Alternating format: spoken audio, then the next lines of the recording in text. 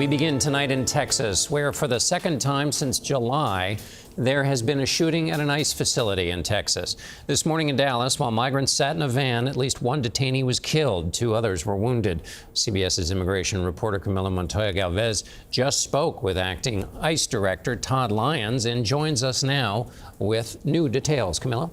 Acting ICE Director Lyons told us, John, that the 2 detainees who were shot remain in critical condition. As you underscored, 1 ICE detainee tragically died as a result of the shooting. We know that according to Lyons, there was a sniper at an elevated position who shot at this ICE field office in Dallas. Lyons identified the suspected shooter as 29-year-old Joshua Jan, and the director believes the attack could have been even deadlier. Let's take a listen to what he told us. The shooter fired indiscriminately into vehicles. The detainees were in the vehicle at the time. They weren't outside. There was no way he could have known detainees were in there. 3 detainees were hit. 1, unfortunately, was killed.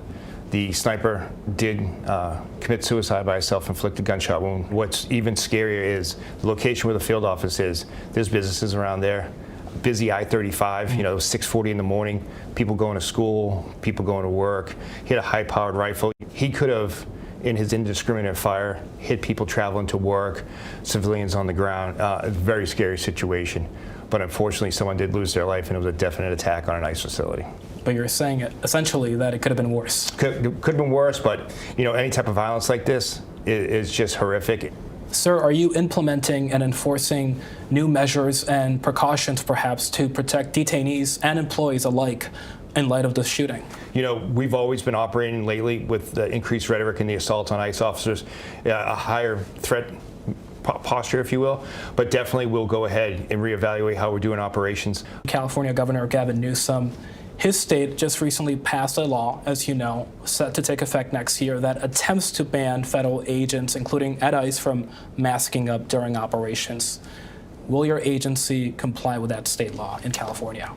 We're going to go do whatever we have to do to keep our men and women safe, and that includes if they continue to wear the masks, and so be it. I've always said I'm not a fan of the masks, but the increased doxing and the threats and the online threats, there's just such a raw sentiment against law enforcement that officers are having to protect themselves. And I'll support them and whatever to do to keep them and their family safe.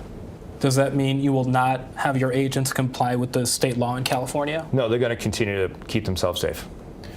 John, ICE Director Lyons told me that he is now reevaluating and re-examining security protocols at ICE detention facilities across the country in light of this tragic shooting, but he says this incident will not deter the Trump administration from pursuing that aggressive deportation campaign. What else did he say in your interview? Well, I asked Lyons about controversial policies that ICE and the federal government have undertaken under the Trump administration, including the termination of Biden administration guidance that previously prohibited ICE agents in his agency from going into churches, schools, medical facilities, and other so-called sensitive locations. And he told me that ICE will not be undertaking any indiscriminate raids in these sensitive locations. Despite that policy change, they may, however, go into these locations, he says, if a criminal migrant is fleeing into those places and they have to arrest them.